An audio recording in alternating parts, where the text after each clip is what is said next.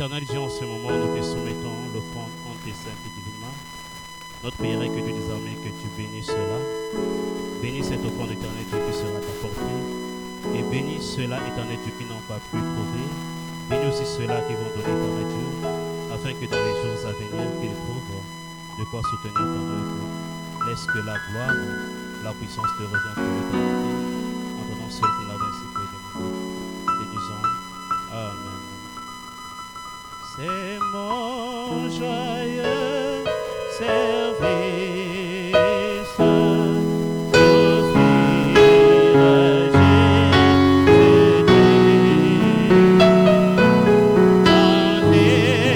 en défenseur des fils,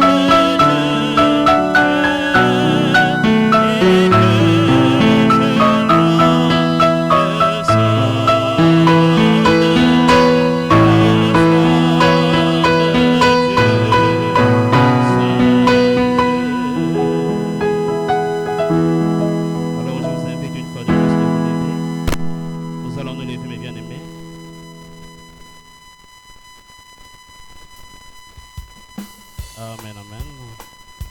Alors nous allons prendre quelques cantiques de louange avant de faire appel à la parole. L'amour de Dieu est si merveilleux, l'amour de Dieu est si merveilleux, l'amour de Dieu est si merveilleux. Oh, quel amour, l'amour de Dieu est si merveilleux, l'amour de Dieu est si merveilleux.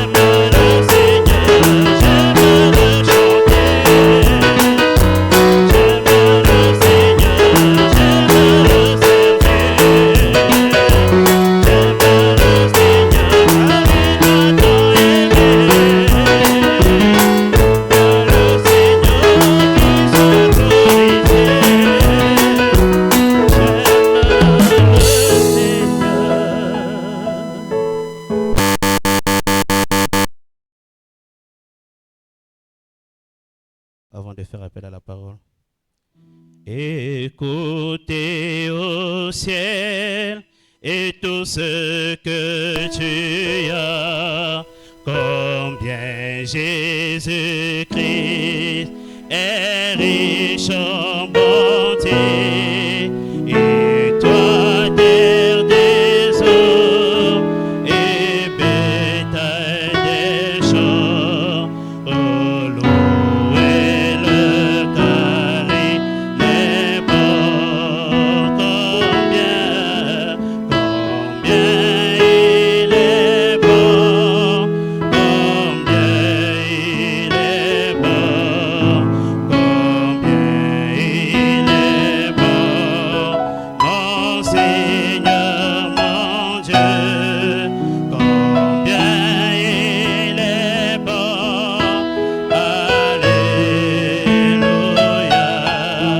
oui, je le louerai toujours. Il nous a créés pour la vie éternelle, et nous avons péché et avons tout perdu, mais dans sa bonté, il se décida de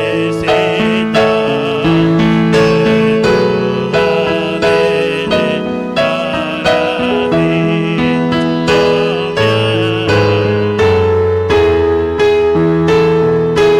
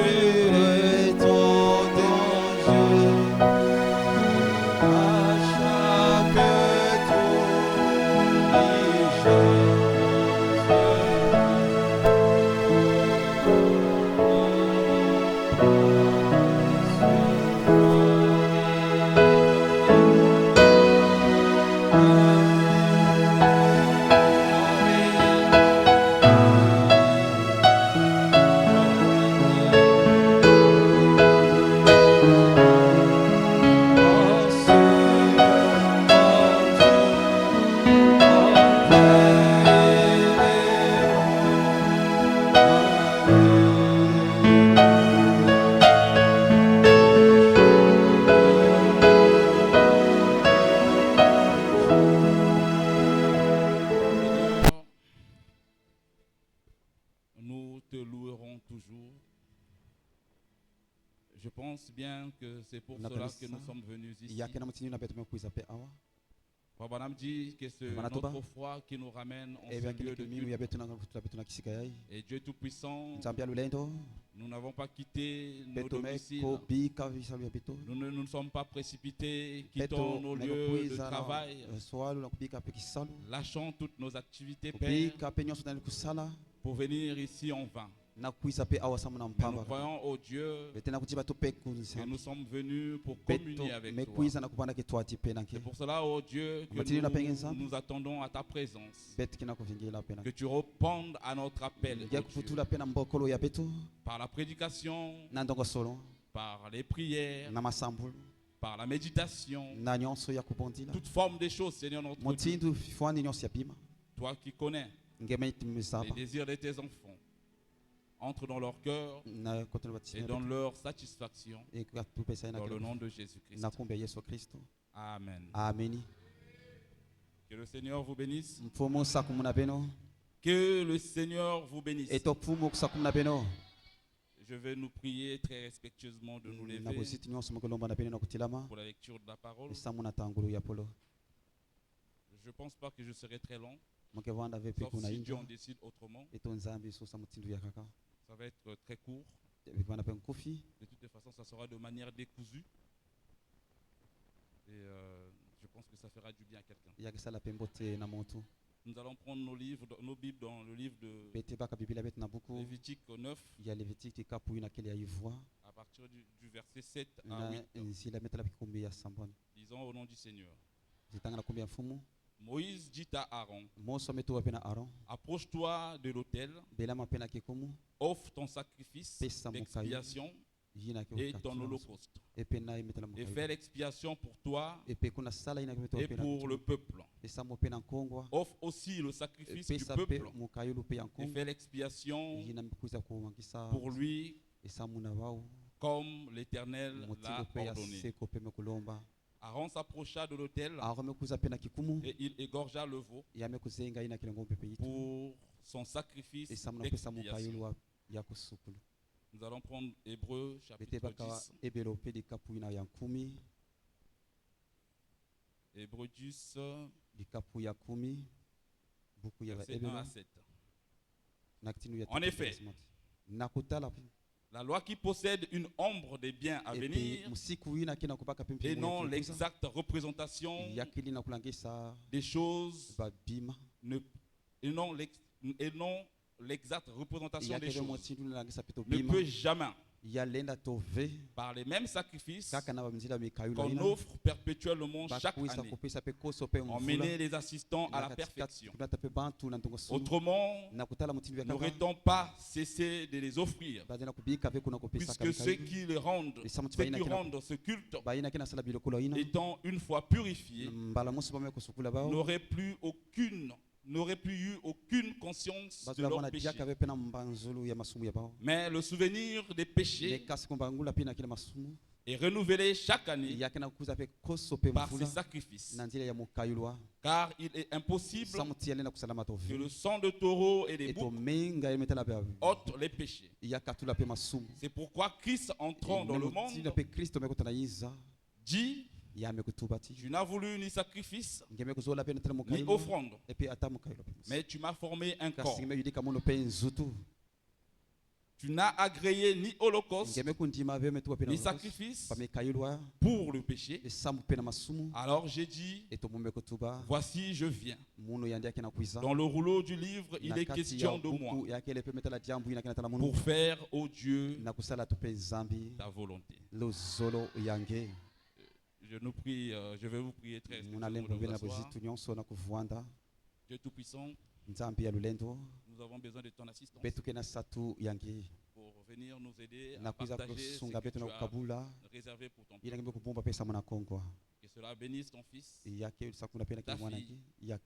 et que lorsque nous sortirons d'ici, nos cœurs soient satisfaits de ce que tu nous auras parlé. Béni soit ton Saint-Nom. Au nom de Jésus. Amen. Amen. Amen. Amen.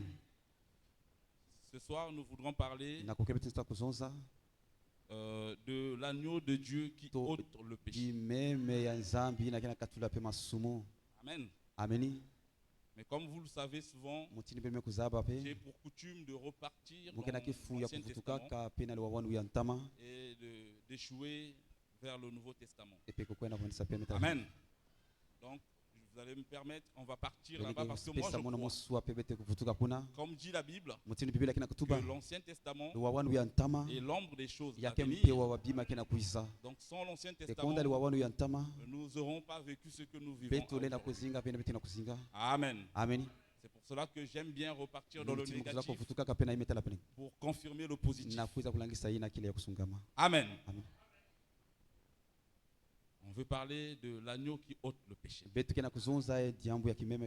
Bible nous dit que l'agneau avait été immolé dès avant la fondation du monde. Dieu l'avait immolé dans sa pensée éternelle. Amen. Et la première fois sur la terre que l'agneau fut immolé, c'est encore Dieu qui l'avait immolé. C'était lorsqu'il avait placé Adam et Ève dans le jardin et qu'ils avaient péché. Dieu lorsqu'ils avaient péché, ils se sont rendus compte qu'ils étaient nus. Ils se sont fait des feuilles de figuier d'huile, et la Bible aussi. Ils se sont couverts. Et Dieu est descendu. Il est venu. Il a tué un agneau. Il a enlevé la peau de l'agneau. Et il les a revêtus de cette peau. Frère Branham dit que lorsqu'il les a vêtus de cette peau, il dit la peau était toujours ensanglantée. Donc, il y avait toujours du sang qui goûtait. Et il leur avait couvert de ça. Et Frère Branham dit qu'il les avait couverts différemment. Amen. Ce qui voulait dire que l'homme, la femme ne s'habillerait pas comme un homme, et l'homme aussi s'habillerait différemment de la femme. Amen. Amen. Amen. Amen. Et donc, la première personne, homme, maintenant qui a offert, qui a immolé un agneau, parce que nous avons dit, le premier à immoler l'agneau sur la terre, c'était Dieu. Mais le premier homme à immoler un agneau, c'était Abel. Amen. Amen.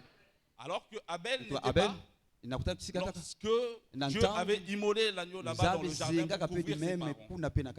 Et remarquez, frère Branham dit que Caïn et Abel, ils avaient le même prédicateur. Ils avaient le même pasteur qui s'appelait Adam. Tous les jours, ils se levaient, Adam leur prêchait la parole. Tous les jours, quand ils partaient à l'école, ils revenaient, papa leur prêchait la parole. Mais lorsqu'il est arrivé le temps d'offrir le sacrifice, Abel, frère Branham dit, par révélation, a offert un agneau et Dieu a agréé son sacrifice. Caïn a offert Banouda. Dieu a rejeté son offrande. Amen. Frère Branham dit, c'est Dieu qui avait révélé Abel qu'il offre un agneau. Et par révélation, Frère Branham dit, Abel avait vu ce que serait l'agneau à venir. Amen. Donc ce qui veut dire que Abel, lorsqu'il offrait son sacrifice, il avait vu Christ. Amen. Amen. Donc nous aussi, ici, nous avons le même pasteur. Nous recevons la même parole. Mais vous voyez que nos vies sont différentes. On peut beau prêcher la parole comme on veut. Tant que vous ne saisissez pas la révélation derrière la parole, Abel comprendrait, Caïn ne comprendra pas. Ce n'est pas que parce que votre pasteur prêche bien ou il ne prêche pas bien. Non. Il est question de révélation. Amen. Amen. Abel offrit un agneau par révélation. Et Dieu a agréé cela. Mais Caïn, si nous repartons, nous allons voir que le problème aussi c'est l'origine. L'origine de Caïn était fausse. Il est venu de la sémence du serpent. Amen. Et Abel était de la sémence de Dieu. Même quand nous repartons dans l'église de Jésus, nous allons voir que Judas, qui était avec Jésus, trésorier de Jésus, son origine était fausse. Il est venu de l'abîme et il partait vers la perdition. Mais il était là. Tant que ton origine est fausse, quel que soit ce qu'on va t'apporter, tu es lié par Genèse 1:11. Chaque sémence devra se reproduire selon son espèce. Si tu n'es pas de l'espèce de Dieu, tu ne produiras pas les sémences de Dieu. Si tu n'es pas originaire de Dieu, tu peux faire tous les efforts du monde. Tu ne produiras jamais la vie de Dieu. Amen. Donc notre représentation au départ doit être correcte. Notre représentation n'est pas correcte. Notre puzzle est faussé. Tu ne pourras jamais reconstituer ton puzzle complètement. Amen. parlons de l'agneau qui ôte le péché. Dieu m'aide à parler comme ça jusqu'à la fin. Et je souhaiterais que nous parlions un peu des petits sujets, des petits points qui vont nous aider à comprendre. Et nous allons terminer ça prochainement. Amen. Comme nous avons dit, le premier à offrir un agneau en sacrifice, à immoler un agneau, c'était Dieu. Et il n'avait pas fait en vain. Il n'avait pas fait parce qu'il avait besoin de le faire. Il avait fait parce qu'il avait un but. Dieu avait des attributs. Entre autres, l'attribut de rédempteur. Il était Jéhovah Rapha. Il avait tous ces attributs qu'il voulait manifester. C'est pour cela qu'il plaça ses fils dans le jardin. Frère Branham dit, lorsque Dieu plaça Adam et Ève dans le jardin, Adam, c'était pour que Adam soit le Dieu de la terre et que lui, Dieu, soit le Dieu du ciel. Tout se passait bien. Jusqu'au jour où le serpent est parvenu à séduire Ève. Et le péché est entré. Et lorsque le péché est entré, la donne a changé. Amen. Donc si nous voulons parler de l'agneau qui ôte le péché, je voudrais que nous voyons c'est quoi le péché. Amen. Le péché, pour commencer, n'a pas commencé sur la terre. Le péché a commencé au ciel. Dans l'église du Dieu vivant. Là où Dieu était lui-même le pasteur. C'est là que le péché a commencé. Amen. C'était quoi le péché? C'était la volonté de Lucifer. Amen. Quand Dieu a créé les anges, avant même qu'il ne crée les anges, Madame dit il était Elohim. Ce qui veut dire celui qui existe par lui-même. Il n'était pas encore Dieu. Il est devenu Dieu lorsqu'il a créé les anges. Parce que Dieu, ça veut dire objet d'adoration.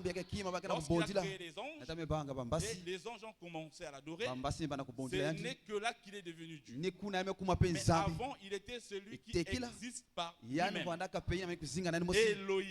Elohim. Quand même la Bible dit au commencement, Dieu créa. Abraham dit non. L'expression correcte c'est au commencement Elohim créa. Parce qu'il n'était pas encore Dieu. Amen. Et donc Lucifer est venu avec sa volonté. Il a voulu faire sa volonté. Or, parmi les anges, il y a des ordres. Amen. Il y a des ordres. Amen. Donc, après que Dieu ait créé les anges et toute la création, il a échoué, c'est terminé. Il a terminé sa création sur l'homme. Amen. Maintenant, la seule différence qu'il y a entre nous et les anges, c'est que Dieu nous a créés, Dieu nous a créés selon sa ressemblance. Amen. Mais la chose que nous avons en commun avec les anges, c'est que Dieu nous a donné le libre arbitre. Il nous a donné la possibilité de faire un choix. Tel que nous avons la possibilité de faire un choix, c'est ce qui a fait que Adam tombe. Parce que Dieu lui avait donné le libre arbitre. La possibilité de savoir si ça c'est bon ou pas. Et il avait, comme dit Frère Branham, il avait sacrifié l'humanité pour l'amour pour sa femme. Donc nous aussi les maris, pour nos femmes, nous devons nous donner corps et âme. Et vice versa. Donc, entre époux, s'il faut donner la main, on donne la main. Donc on sait que notre époux a raison, on donne la main. Parce que si nous vivons ce que nous vivons aujourd'hui, le dur labeur, se lever le matin, aller chercher du pain, madame est à la maison, c'est parce que Adam, il avait vu ce que nous devons vivre. Il a dit non, pour l'amour pour Ève, je vous sacrifie. C'est ça l'amour. Amen. Donc, on avait tous le libre arbitre. Et Lucifer a utilisé sa capacité ou bien la possibilité qu'il avait de faire le choix. Et vu que, comme j'ai dit, les anges, il y avait des rangs, c'est ce qu'on appelle le royaume des cieux. Mais Lucifer était élevé au rang quasiment de Dieu. Il était quasiment égal. C'est même la Bible dit, il était quasiment égal à Dieu. Parce qu'il était aussi le chef de la chorale de Dieu. Amen. Et dans Ézéchiel 28, il est dit que c'est Lucifer qui posait le sceau à la perfection. Donc ça veut dire que lorsque Dieu créait, il a fait le ciel, il a trouvé que c'était beau. Il a fait quoi appelle les animaux, il a trouvé que c'était bien. Donc toutes ces créations, à la fin quand Dieu créait là. Donc s'il y avait un registre, on dit lion. On regarde, c'est Lucifer qui avait le cachet pour valider. On passe, Lucifer avait le cachet pour valider. Donc il était le bras droit de Dieu. Amen. Mais il était tellement élevé qu'il a voulu faire sa volonté. Il s'est senti égal à Dieu. Or, la seule attribut, le seul attribut que Dieu avait que les autres n'avaient pas, c'était l'attribut de la création. Lucifer ne pouvait pas créer. Lucifer, la Bible dit dans Ézéchiel 28, Lucifer a été créé de cette couleur de l'arc-en-ciel. Et il était créé des 12 pierres qui constituent Israël. C'est pour ça qu'il est appelé ange de lumière. Allez lire dans Ézéchiel 28. C'est pour ça qu'il est appelé ange de lumière. Donc lui s'est senti autosuffisant. Il a voulu imposer aussi sa volonté parmi les anges. Amen. C'est pour cela que les élévations,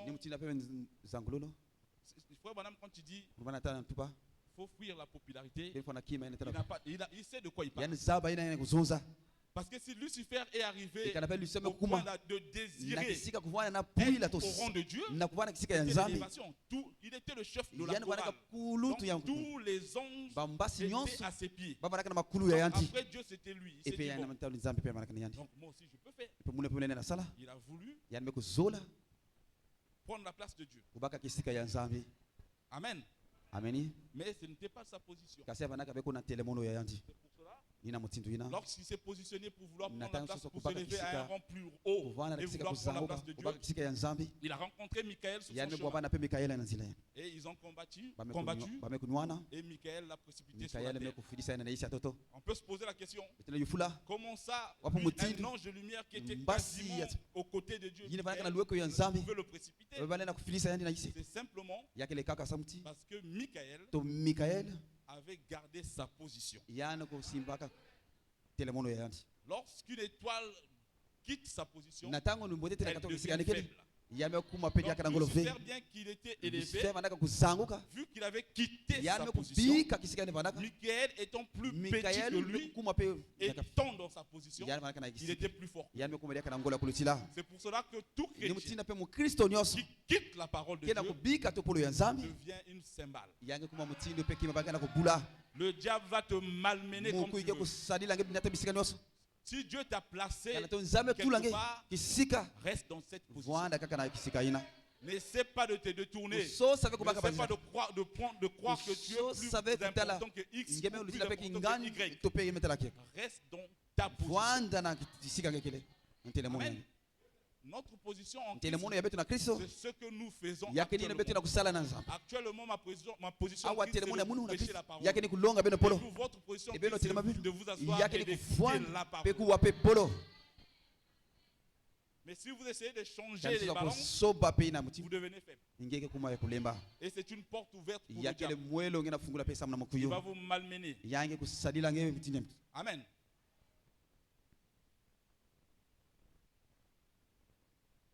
Qu'est-ce que le péché? Donc, nous avons vu l'origine du péché. C'était au ciel. Ce n'était pas sur la terre. Ça a commencé là-bas au ciel. Maintenant, c'était quoi le péché? J'ai dit c'était la volonté de Lucifer là-bas au ciel. Frère Madame dit, Tuba. le péché, ce n'est pas fumer. Cigarette. Ce n'est pas boire. Ce n'est pas faire tout ce que tu veux là. Il dit ça, ce sont les attributs. Les conséquences en fait. Il dit le péché pour commencer, c'est l'incrédulité. Mais il dit l'incrédulité à quoi? Jean 16. Il n'y a pas la projection. Jean 16. Notez seulement qu'on ne met pas la projection. L'incrédulité à quoi? Jean 16, 7 à 11. Cependant, je vous dis la vérité. Il vous est avantageux que je m'en aille. Car si je ne m'en vais pas, le consolateur ne viendra pas vers vous. Mais si je m'en vais, je vous l'enverrai. Et quand il sera venu, il convaincra le monde en ce qui concerne le péché, la justice et le jugement. Verset 9, en ce qui concerne le péché, c'est parce qu'il ne croit pas en moi. Donc le péché, c'est de ne pas croire en moi. Moi qui? Dieu. C'est ça le péché. Donc Lucifer ne croyait plus en Dieu. C'était ça son péché. Amen. Il dit, en ce qui concerne le péché, c'est parce qu'ils n'ont pas cru en moi. Amen. Et donc, le péché, c'est de ne pas croire en Dieu. Le péché, c'est de ne pas croire en lui. Lui qui? Dieu. Qui est Dieu? La parole. Quelle parole? La parole manifestée. Donc si aujourd'hui, permettez-moi, c'est pas pour critiquer. Quand je lis ça, je comprends que tous ceux qui ne croient pas le message sont dans le péché. Parce que le péché, c'est de ne pas croire en lui. Lui, la parole manifestée. Et la parole a été manifestée en ce temps du soir. Donc si toi, tu ne crois pas le message, tu rejettes le message, tu vis dans le péché. C'est aussi simple que ça. Mais c'est pas pour dire... C'est peut-être qu'ils sont ignorants. Mais tant qu'ils ne croient pas le message, qui est la parole, ils vivent dans le péché. C'est ce que dit la Bible. Qui croit que le message c'est la parole? Moi je crois. Donc, si nous croyons que le message est la parole, tant que tu n'y crois pas, vis dans le péché. Il dit le péché c'est parce qu'ils n'ont pas cru en moi. Amen. Amen. Et lorsque l'agneau qui ôte le péché du monde, il vient. Donc nous avons vu où a commencé le péché et qu'est-ce que le péché. Amen. Donc le péché ce n'est pas l'adultère, la prostitution. Tout ça là ce sont les conséquences. Amen. Donc ainsi au ciel le péché, quand nous revenons, c'était que Lucifer voulait faire le moi. Il voulait faire sa volonté et non pas la volonté de Dieu. Amen.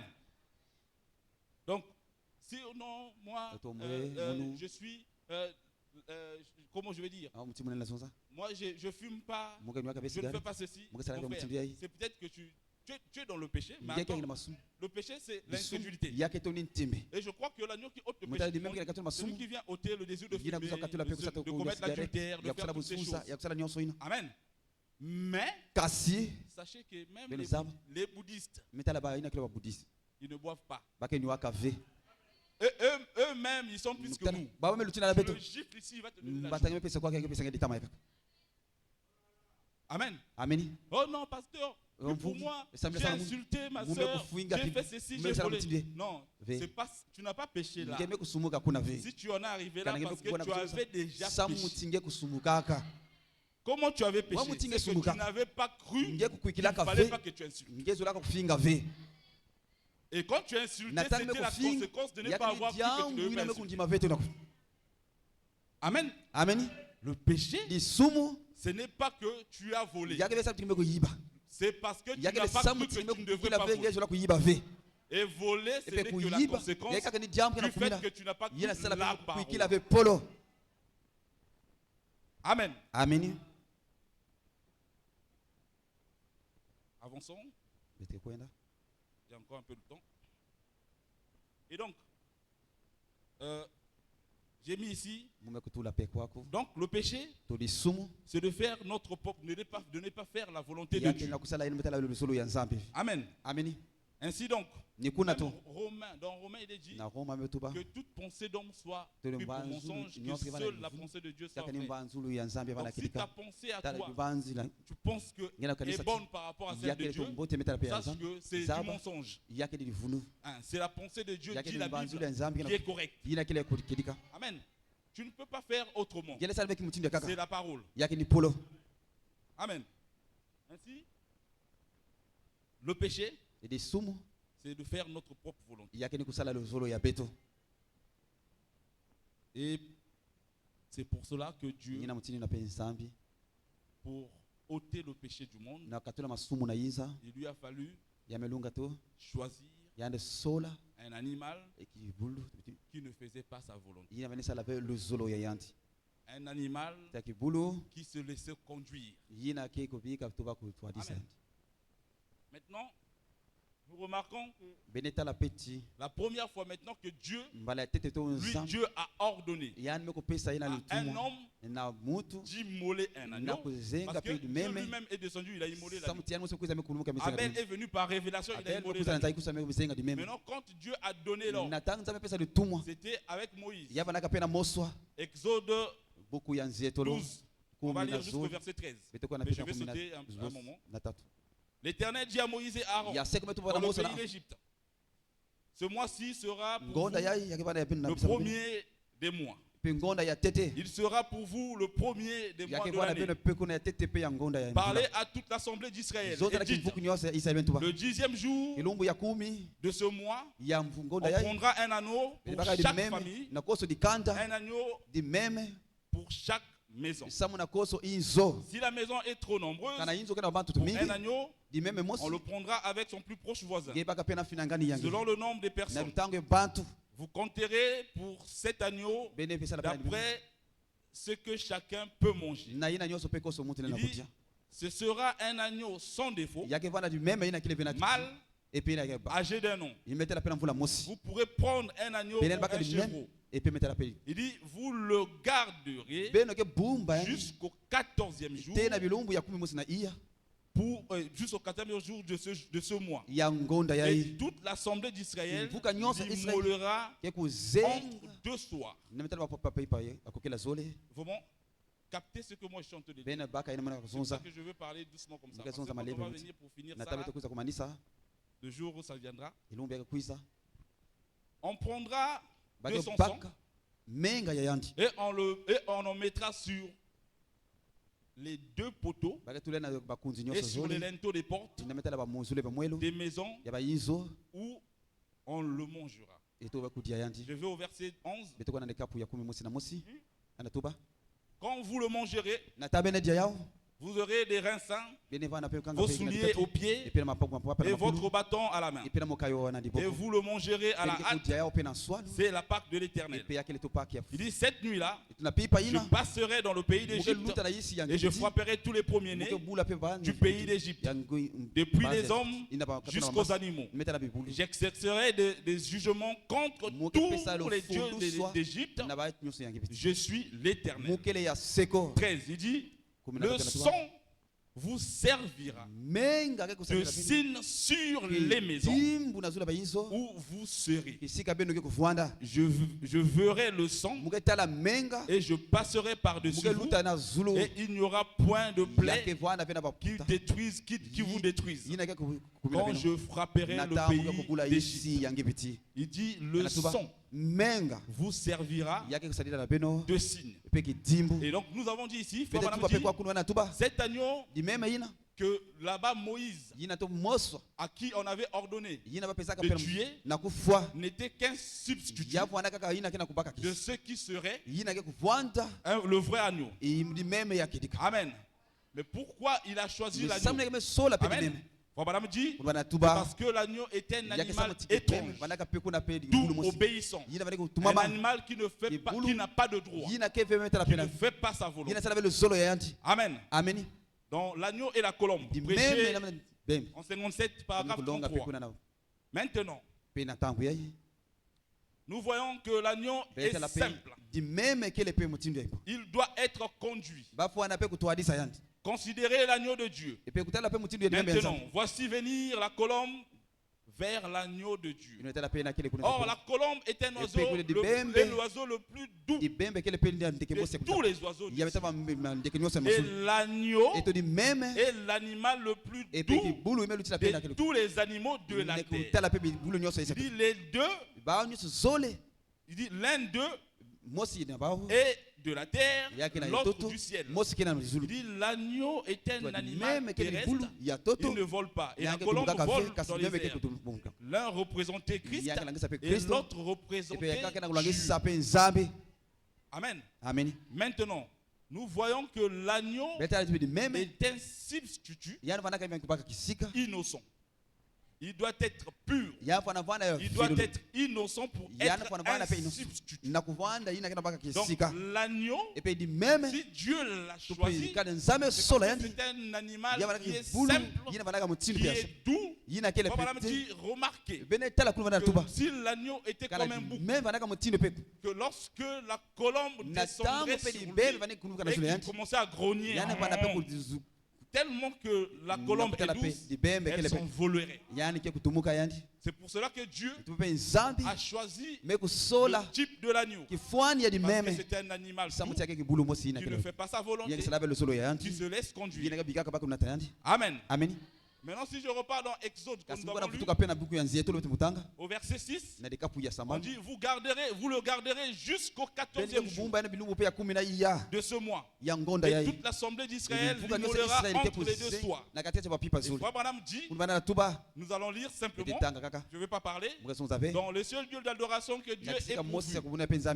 Paragraphe 169, il dit, l'agneau était éprouvé, il était gardé jusqu'au 14e jour. Il y eut 2 sabbats ou 2 âges. L'un était pour les Juifs, pendant lequel ils offraient un agneau qui était le type, et l'autre pour les nations. Donc, quand on dit là que l'agneau devait être gardé 14 jours, il dit c'était les 7 âges des Juifs et les 7 âges des gentils. Amen. Donc pendant les 7 âges des Juifs, lorsque l'agneau de Moïse était immolé, cela présageait que l'agneau, le vrai agneau qui est Christ, viendrait et il sera immolé. Et sachez, comme je vous ai dit, l'Ancien Testament est l'ombre des choses à venir. Tu ne peux pas voir l'ombre d'un éléphant et que tu vois un chien à côté. Non. Si tu as vu l'ombre d'un éléphant, sache que le positif c'est un éléphant. Amen.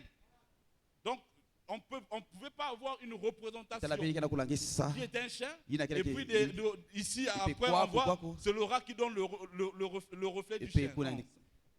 Il faut que le chien que tu vois sous l'ombre soit le chien positif.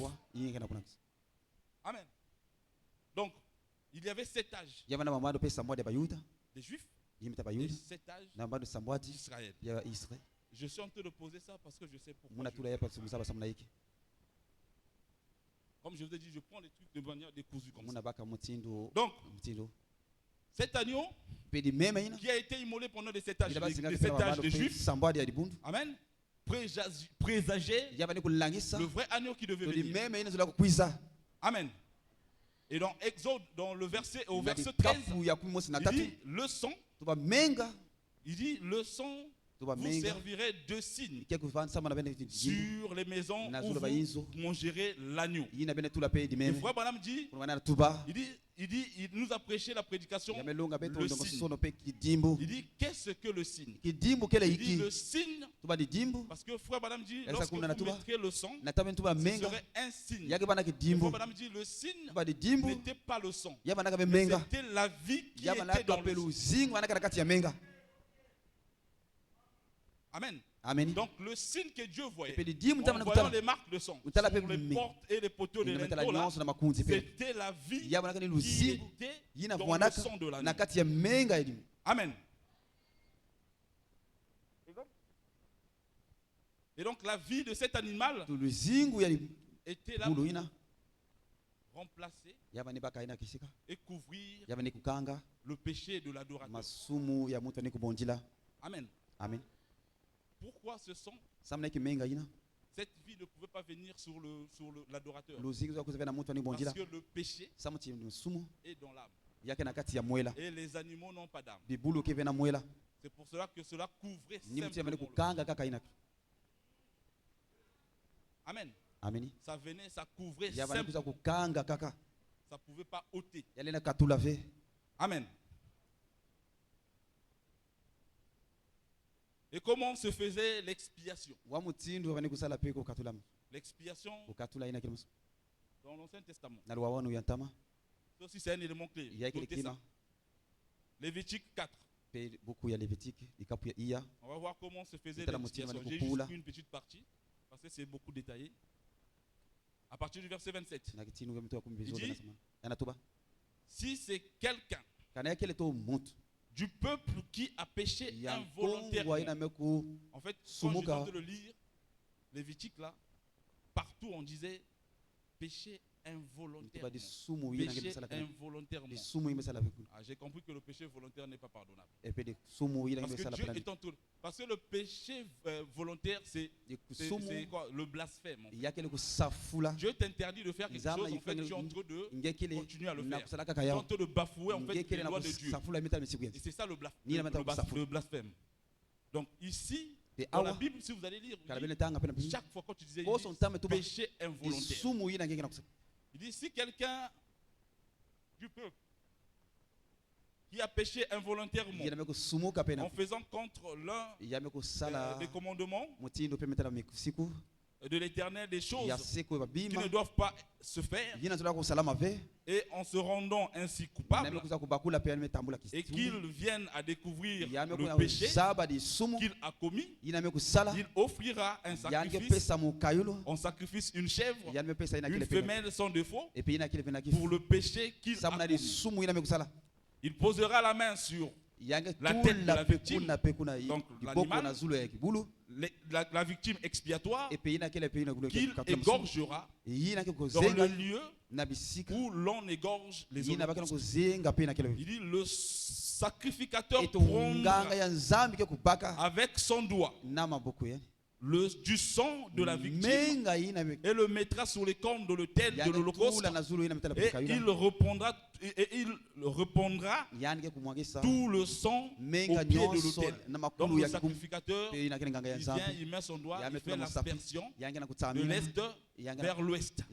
Hein? Il trompe, il fait l'aspersion. Il fait l'aspersion. Amen. Il dit, et le sacrificateur ôtera toute la graisse, comme on ôte la graisse d'un sacrifice d'action de grâce. Et il brûlera sur l'autel. Et il brûlera sur l'autel. Et elle sera d'une agréable odeur à l'Éternel. C'est ainsi que le sacrificateur fera pour cet homme l'expiation, et il lui sera pardonné. Maintenant, dans l'Ancien Testament, c'est aussi un élément clé. Lorsque le sacrificateur entrait dans le lieu très saint, il entrait avec le péché. Non pas son péché, mais le péché pour aller faire l'expiation. Mais lorsqu'il sort, il sortait sans péché. Donc lorsqu'il était là-bas, tout le monde, l'assemblée était calme. Parce qu'il était Makambo Ebe Bakuna. Donc c'était là. Est-ce que Dieu va agréer mon pardon? Donc ils attendaient. On l'attachait même la corde. Et s'il tombe là-bas, donc dès qu'il sort, il rentrait avec le pectoral. Les 12 tribus d'Israël. Donc toi, si tu vois que ta pierre rayonne, donc ton sacrifice a été accordé. Donc toi, tu étais content, j'ai été pardonné. Donc tu avais toute une année. Hébreu a dit, tu ne te souvenais plus. Jusqu'au jour du prochain sacrifice. Amen. Donc le sacrificateur entrait avec le péché. Et il sortait une seconde fois. Ça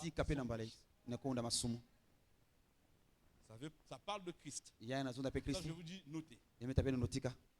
Amen. Aujourd'hui, on va donner juste des types. On finira.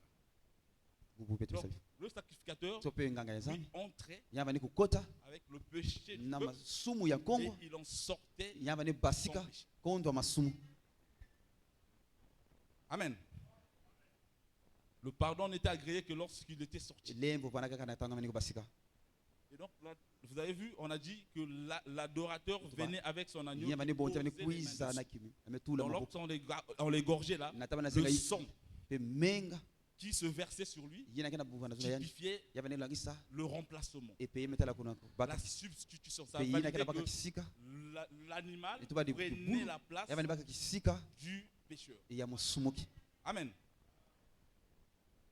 Mais, comme j'ai dit, la vie qui était sur l'agneau de Moïse ne pouvait pas ramener l'adorateur à la perfection. C'est pour cela que même dans leur marche, ils ont été condamnés à Kadesh Barnea. Amen. Mais frère Branham dit, ils avaient été rendus parfaits. Donc, tout le peuple d'Israël avait été rendu parfait parce qu'ils croyaient que le vrai anneau viendrait. Juste parce qu'ils avaient dit que le vrai anneau devrait venir, c'est ça qui les a rendus parfaits. Ils n'étaient pas parfaits. Mais le fait de croire au vrai anneau, cela les a rendus parfaits. Mais toi et moi, on est sous le son du vrai anneau. On n'a pas simplement cru. Mais nous sommes sous l'égide du vrai anneau. C'est une grâce.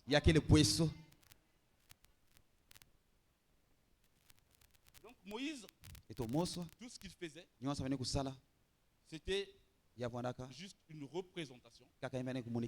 Papa dit, il avait vu le modèle de ce qui devrait se faire, le modèle de ce qui était à venir, et il l'a reproduit. Amen. Donc ça veut dire que Moïse aussi avait vu un homme. Parce que ce modèle, c'était Christ. Donc si Moïse, lui, dans le désert, ne pouvait faire autrement que faire la représentation de la chose qu'il avait vue, qu'il avait présagée. Amen. Il ne pouvait pas faire autrement. Il a fait une représentation, il a fait un temple, comment ça s'appelle, le lieu parvis extérieur, lieu saint, lieu très saint, corps, âme, esprit. Amen. Il a juste représenté, mais il avait vu l'homme, il avait vu le sacrifice, il avait vu l'agneau, il avait vu l'expiation du parfait agneau, il a fait la représentation. Amen. Et après est venu plus tard Jean-Baptiste, qui était la fin de cet âge des Juifs. Lorsque Jean-Baptiste, quand tu viens, les 7 âges des Juifs sont terminés. Et lorsqu'il vient, il s'est crié d'une voix forte, voici l'agneau de Dieu qui ôte le péché du monde. Comment Jean-Baptiste avait reconnu que c'était lui l'agneau, alors que c'était son cousin. Si Babi il jouait au billes, si c'était je ne sais quoi, il jouait à tout ce qu'il pouvait faire. Mais il n'avait jamais su que son cousin, c'était lui l'agneau de Dieu. Et il avait reconnu par rapport au signe que Dieu lui avait annoncé. Lorsqu'il vit le ciel et qu'une colombe vient se poser sur l'agneau, il dit voici l'agneau. Amen. Il était avec ses disciples. Il a dit cet homme est l'agneau. On pouvait dire non, c'est parce que ton frère dit non, mais nous on a joué au billes. Mais moi je ne savais pas. Aujourd'hui, c'est juste le signe qui me fait dire que c'est lui l'agneau. Et l'agneau de Dieu est venu en ce temps du soir. Et Frère Branham dit la colombe ne pouvait pas se poser sur un bouc. La colombe ne pouvait pas se poser sur un taureau. La colombe ne pouvait que se poser sur un agneau. Parce que l'agneau est doux. L'agneau est sans volonté. L'agneau se laisse conduire. Amen. Donc, quand Jean-Baptiste dit voici l'agneau de Dieu, ôte le péché. Il dit c'est la parole. Disons Frère Branham. Frère Branham dit donc confirmons la parole. Parce que quand Jean-Baptiste vient, il est précurseur de Jésus. Précurseur de la parole manifestée. Amen. Il vient préparer la manifestation de la parole. Confirmons la parole, prêchons 64, paragraphe 227. Il dit, mais qu'est-ce? Il est tenu juste là, il s'est tenu juste là, au bout de cette rivière, à la rivière Ohio, et il a dit, de même que Jean-Baptiste fut envoyé pour préparer les gens à la manifestation de la parole. Donc Jésus, Jean-Baptiste, est venu pour préparer la manifestation de la parole. Jésus et Jean-Baptiste est venu préparer le chemin. Il était la voix qui criait dans le désert. Mais quel était ce chemin? C'était la parole qui devait se manifester. Amen. De même que Jean-Baptiste fut envoyé pour préparer la manifestation de la parole, il en sera de même que ton message. Pourquoi on dit qu'il était la manifestation? Jésus était la manifestation de la parole. Parce que toutes les écritures de Moïse, de Jérémie, d'Élie, il les représentait. Donc quand il marchait, il accomplissait ce que Moïse avait dit, ce que Élie avait prédit, ce que Jérémie avait prédit. Il était tout. Tout était en lui. C'est pour ça que Frère Branham dit Jésus-Christ est la manifestation de tout l'Ancien Testament. C'est pour cela que Frère Branham dit, comme Jean-Baptiste est venu pour préparer la manifestation, préparer les gens à la manifestation de la parole. Ainsi le message de William Branham aussi vient pour préparer les gens à la manifestation de la parole. Amen. Jean-Baptiste ne pouvait reconnaître ça que par le signe que Dieu. Parce qu'il avait compris, un agneau, une colombe ne peut pas marcher avec un bouc. Une colombe ne peut pas marcher avec un chat. Une colombe ne peut marcher qu'avec un agneau. Et il a compris que c'était Christ, l'agneau de Dieu, qui ôte le péché. Que le Seigneur vous bénisse.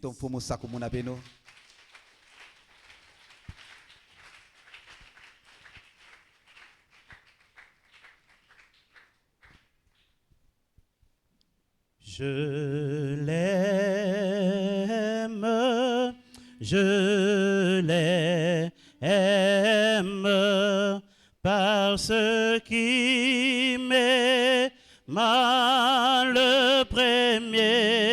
le premier, il a acquis mon salut.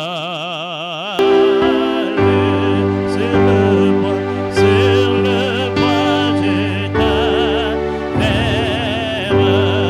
je l'aime, le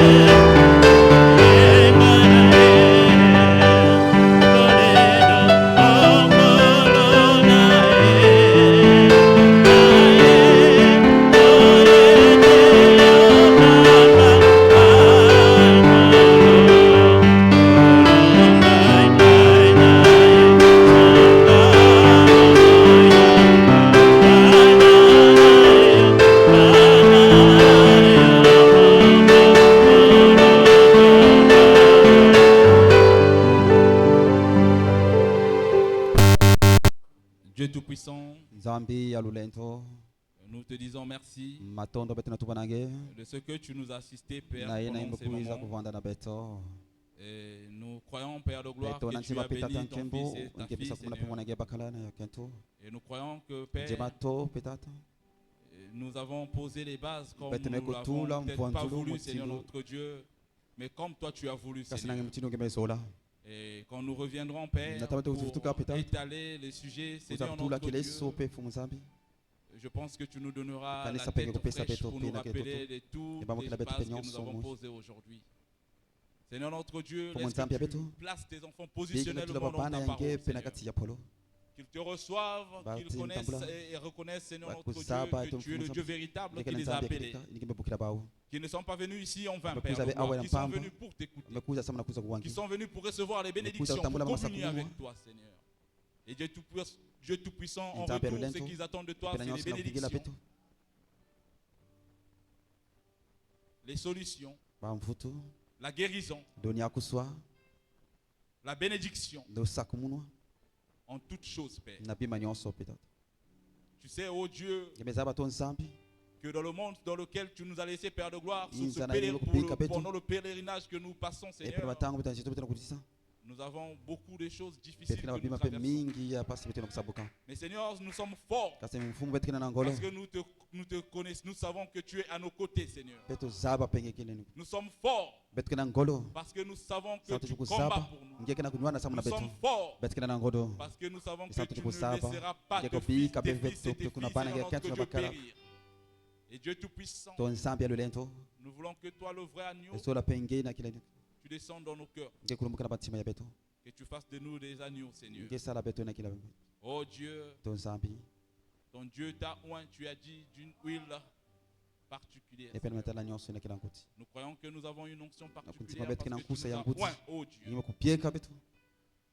Tu as dit que ta parole fait de nous des dieux. Parce que Père de gloire, si nous ne sommes pas des dieux, Seigneur notre Dieu, nous ne pouvons pas, il ne peut pas avoir mariage avec nous. Prépare-nous pour les noces. Prépare nos cœurs, Seigneur notre Dieu, à ton avènement. Bénis tes enfants, leur maison, Seigneur notre Dieu, et leur retour. Puisse, Seigneur notre Dieu, les transports être accessibles à tous. Bénis tous nos maisons, Seigneur. Tu as dit que tout lieu foulera la porte de vos pieds, je vous donne en possession. Que partout où nous marcherons, Seigneur notre Dieu, si le diable a jeté des choses, Père, parce que nous entendons dans ce monde, Père de gloire, dans ce pays, dans cette ville, Seigneur notre Dieu, qu'il y a des maladies qui sont jetées ça et là dans les rues, Père. Mais nous sommes revêtus de ta puissance et de ton armure, Seigneur. Que cela n'atteigne aucun de tes enfants. Remplis-nous de grâce et de miséricorde. Donne-nous l'assurance et la paix. Le shalom que tu nous as apporté, Seigneur.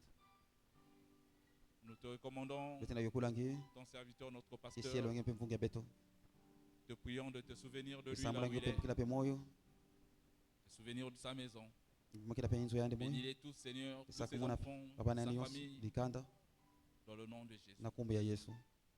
Au reste, Père, c'est toi qui connais les désirs de tes enfants.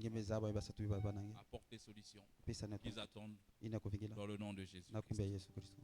Amen. Amen.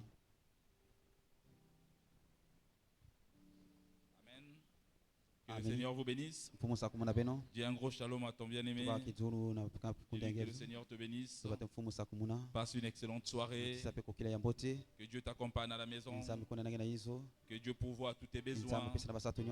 Qu'il ne te manque de rien. Dis-lui des bonnes paroles. Ça va le réconforter. Nous avons une seule information, c'était un rappel. C'est la semaine de prière qui aura lieu du 23 au 27 avril. Au retour du pasteur, il nous annoncera et donnera la semaine de prière. Pour le reste, entrez dans la paix du Seigneur. À nous revoir dimanche ici. Venez dans la joie, dans la paix, les cœurs disposés, afin de rencontrer le Seigneur Jésus-Christ. Shalom.